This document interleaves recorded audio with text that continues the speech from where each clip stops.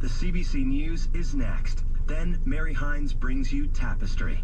You know that famous glass? Is it half empty or half full?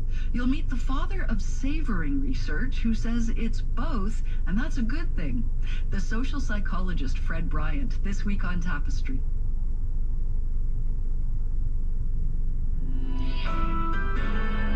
This is CBC News. Good afternoon. It's 1 o'clock and -2 degrees in Ottawa. I'm Lawrence Wall. The Premier of Quebec is suggesting that students could be back in class as early as Monday. Earlier this week, the Treasury Board president said important discussions had taken place with the teachers' union and that essential elements were on the table for an agreement.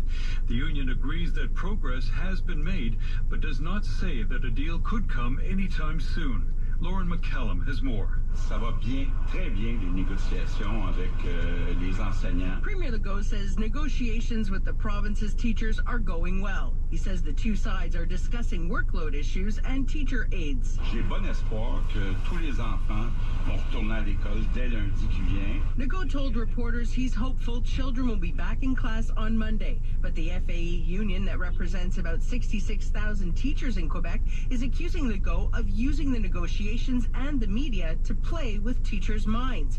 In a social media post, the union asks its members to not ride on the Premier's roller coaster. The union's message is getting through on the picket lines. Malheureusement, là, ça fait plusieurs fois que le gouvernement envoie des messages d'espoir qui ne se traduisent en rien aux tables de négociation. The president of the FAE-affiliated teachers union in Oyamaska, Sophie Veilleux, says this wouldn't be the first time Legault has sent out hopeful messages, but she says they never lead to progress at the negotiating table.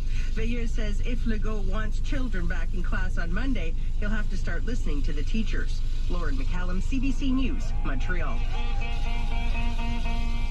A Liberal MP from Montreal is staking out his opposition to last night's decision by his government at the UN.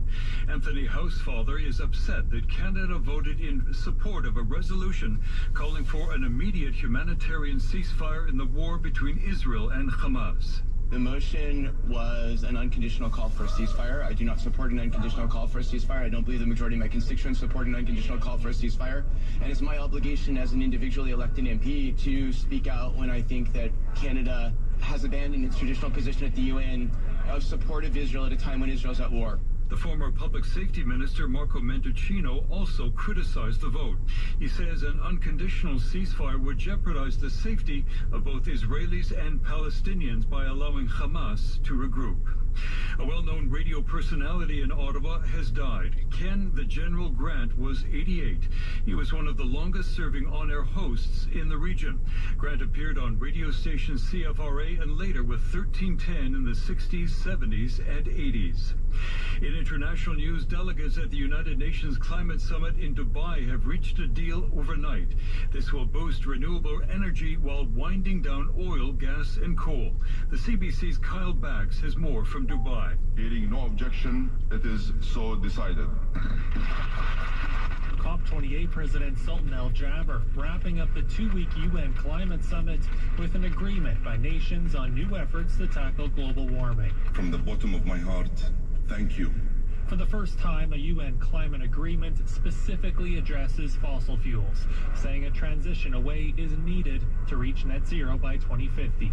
Together, we have confronted realities and we have set the world in the right direction. Some countries and environmental leaders had wanted more, a call for a full phase-out of oil and natural gas. But progress nonetheless, says Catherine Abreu, founder of environmental group Destination Zero. We have a very clear signal on the end of the fossil fuel era. The agreement also calls for a tripling of renewable energy and a doubling of energy efficiency around the globe by 2030. Kyle Bax, CBC News, Dubai. And finally, the Library of Congress in Washington has released this year's list of films selected for historic preservation. They include the 1990 movie Home Alone. For news updated through the day and night, stay tuned to CBC Radio 1 and go to our website, cbc.ca/Ottawa. And that was the CBC News. The weather for Ottawa and the region, mainly cloudy today, wind northwest 20, gusting to 40, the high of 0. Right now in Ottawa, cloudy and -2. The heavy rains in Ethiopia, Kenya, and Somalia have destroyed homes and farms. At noon.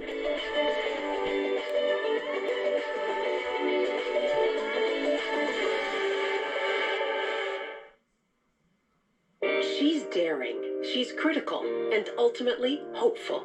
Writer and filmmaker Astra Taylor explores our shared sense of insecurity and anxiety and proposes a new path forward. Hi, I'm Nala Ayed. Join me as Ideas presents the 2023 CBC Massey Lectures, The Age of Insecurity, coming together as things fall apart. Ideas. Catch past episodes on demand on CBC Listen. Writing is a solitary profession, so Uzma Jalaluddin was quite surprised when Marissa Stapley called to ask if she wanted to collaborate on a novel.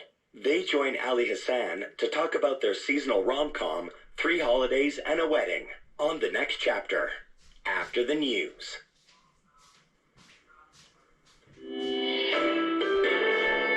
This is CBC News. Good afternoon. It's 1 o'clock and 6 degrees with light rain in Ottawa. I'm Lawrence Wall.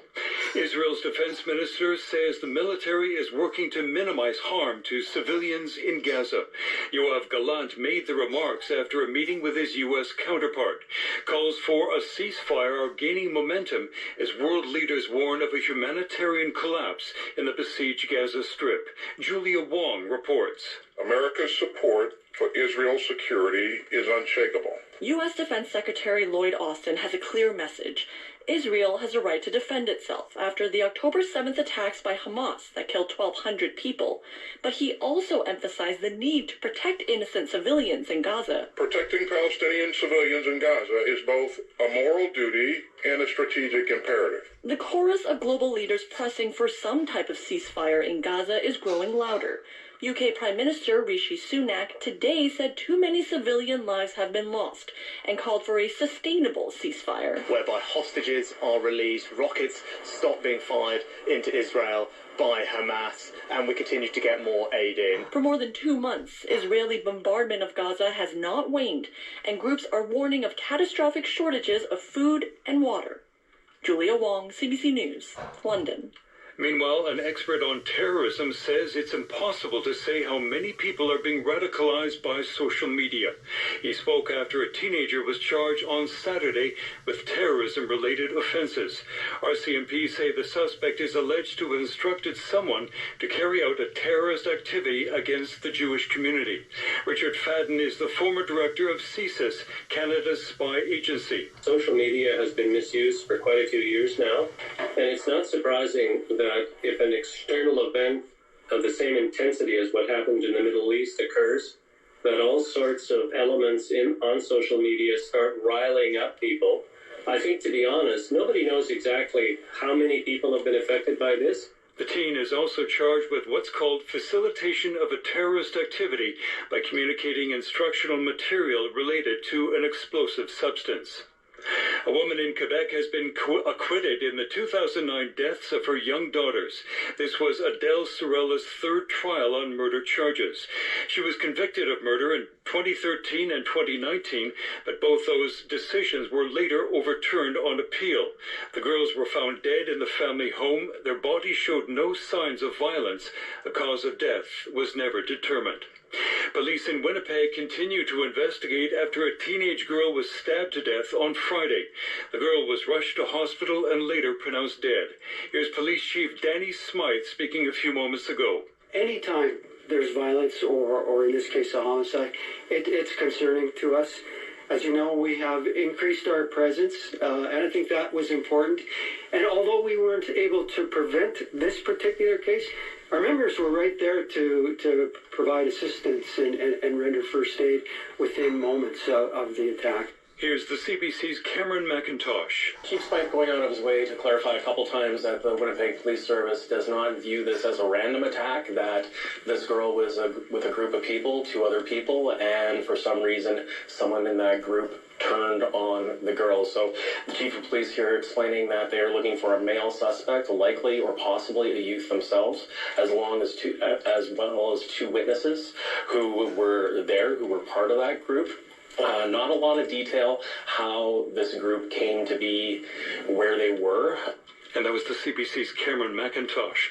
Finally, a new survey is suggesting that at least 1/4 of Canadians are extremely concerned about having enough money to cover the basic household needs. The Salvation Army says that estimate appears to be in line with the ongoing surge in demand at food banks and shelters across every province and territory. For news updated through the day and night, stay tuned to CBC Radio 1 and go to our website, cbc.ca/Ottawa. That was the CBC News. The weather, rain today up to 20 millimeters, wind northwest 20, gusting to 40, the high of 6. Right now in Ottawa, light rain and 6, Kingston 7. After the arrest of the Ottawa teen on terrorism charges, on Holiday Day we'll talk about the role online networks are playing in drawing more young people towards violent.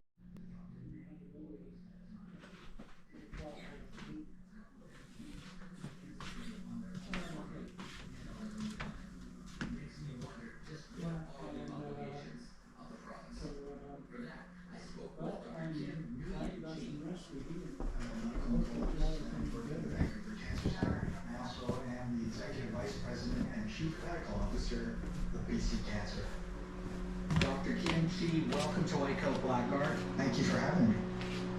What's the scale of unattached patients being diagnosed with cancer and requiring cancer treatment in British Columbia? Well, we know there is a shortage of primary care providers in British Columbia. Also, our government has taken steps to amend that by bringing in more primary care specialists for increasing the compensation or changing the compensation as well as nurse practitioners. However, there's still a fair number of people that don't have a primary care provider or aren't able to get one.